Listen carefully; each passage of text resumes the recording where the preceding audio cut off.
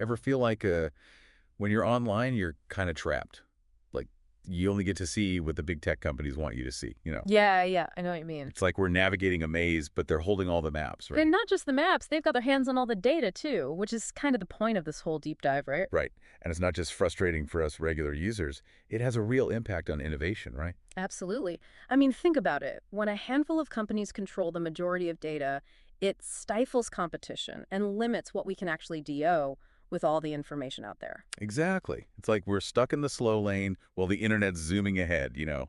But what if there was a way to like totally change the game? What if we could break down those walls and create a more open, level playing field for data? Well, that's exactly what the graph is trying to do. They're building a protocol that could fundamentally change how we access and use information online. Think of it like a decentralized network, like a giant collaborative database that anyone can tap into. Okay, now we're talking. So instead of these walled gardens controlled by a select few, we'd have this open, accessible data layer that everyone can build on and benefit from. Precisely. And the beauty of the graph is that it's not limited to just blockchain data, even though that's a huge part of it. We're talking about any kind of information stored anywhere. Traditional databases, on IPFS, the possibilities are kind of endless. So it's like building a universal translator for data. No more need for these custom connections for every single source. Talk about a game changer for developers, right? Absolutely. It would streamline the development process, make it way easier to build new applications and services, and most importantly, it puts users back in control of their data. Imagine a world where you decide who gets access to your information and how it's used. That's powerful stuff. No kidding. Okay, so we've got this big vision, this idea of a decentralized data network. But how does the graph actually make it work? What's the magic behind the scenes? Well, at its core, the graph acts as this sort of shared language that dApps, decentralized apps, can use to talk to A and Y data source. And the key to this is something called GraphQL, which is kind of like a superpowered search engine for data. GraphQL. All right, that rings a bell. I remember seeing that in the white paper. So how does this GraphQL thing actually work? Think of it this way. Imagine you walk into a massive, sprawling library, right? GraphQL is like having a super specific search bar that lets you find the exact book you're looking for, down to the edition, the page number, you name it. It's the language that dApps use to make very precise requests for information from this decentralized network. Okay, that makes sense. So if GraphQL is the search bar, what are the books in this scenario? Great question. In the world of the graph, the books are what they call schemas and data sources. A schema acts like the library catalog, defining what kind of data exists within a particular data set. Then the data source is like the actual location of the book on the shelf. It tells you where that data is stored, whether it's on a blockchain, IPFS, or somewhere else. So let me see if I've got this straight. You've got this massive decentralized network of information pulled from all sorts of sources. Developers use GraphQL to ask for very specific pieces of data, and the graph, using these schemas, connects them to the right source to get it. Did I get that right? Exactly, you nailed it. And the really cool part is that all of this happens behind the scenes. There's a lot of complex technology making it all work, stuff like nodes and query processing that we can get into later. But the average user doesn't need to worry about the nitty-gritty. Music to my ears. Now, for those of us who love getting a peek under the hood, let's talk about what keeps this whole operation running. And by operation, I mean the token economy, right? Yeah. That's where things get really interesting.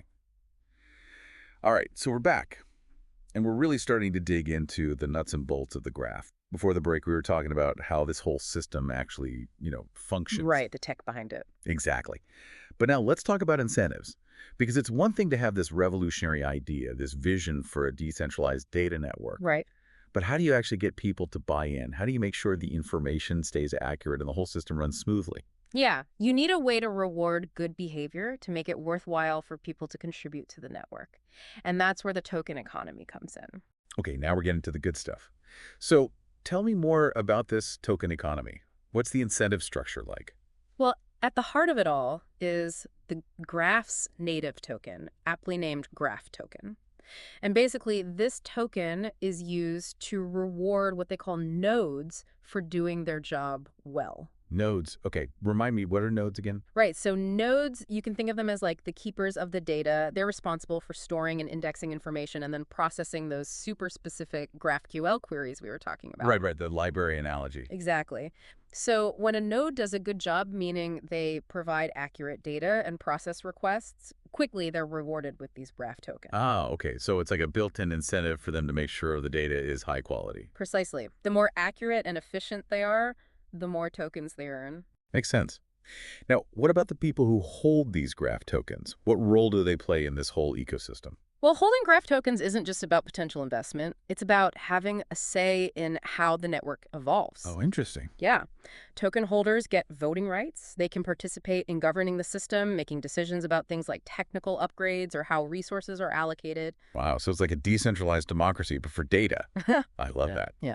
But how does this all fit together to create a self-sustaining system? It's all about aligning incentives. By rewarding nodes for providing good data, you ensure the quality and reliability of the entire network. And as more people and developers start using the graph, the demand for graph tokens increases, which, in theory, drives the value up. Right, right. It's like a virtuous cycle. Exactly. The better the service, the more users it attracts, which benefits everyone involved. Okay, I'm convinced this is some seriously smart engineering. But let's shift gears for a moment. We were talking about the tech, the how of the graph, but I think it's important to talk about the why. Like, why should the average person care about all of this? How does it actually impact their lives? It's almost like, we're watching something being built in real time. Yeah, it's still early days, for sure. We can see the potential, but we don't know exactly how it's all going to play out. Exactly, and that's what makes it so exciting, right? The million-dollar question is, will the graph actually live up to all this hype? Right. What do you think? I mean, we've learned a lot about it, but it's still early days. Is it too soon to say? It's definitely still early, but I think what excites me most is that the graph is addressing a real need. We need a more decentralized internet, a more equitable way to manage data, and they've got a solid team, a growing community, and the technology is definitely there. So, a lot of potential, but still some unknowns. Sounds about right. Yeah, for sure. And that's where, things get really interesting because the future of the graph, it's not just up to the people building it, it's up to all of us. What do you mean? I mean, think about it. The real power of the graph is going to be unleashed when developers from all over the world start building on top of it. Right, right, all those different applications. Exactly. And it's not just about apps, it's about new business models, new ways of thinking about data and how we use it. It's like, we're just seeing the tip of the iceberg right now. Absolutely. And it's up to all of us to imagine what's possible and then go out there and build it. I love that. So as we wrap up this deep dive, what's the one thing you hope our listeners take away from all of this? That the future of data is being written right now. And the graph is just one chapter in what promises to be a very, very interesting story. I like that. So stay curious, keep exploring, and who knows, maybe you'll be the one to write the next chapter. Couldn't have said it better myself. Well, on that note, I think it's time to wrap up this deep dive into the graph. Thanks for joining us, and we'll catch you next time.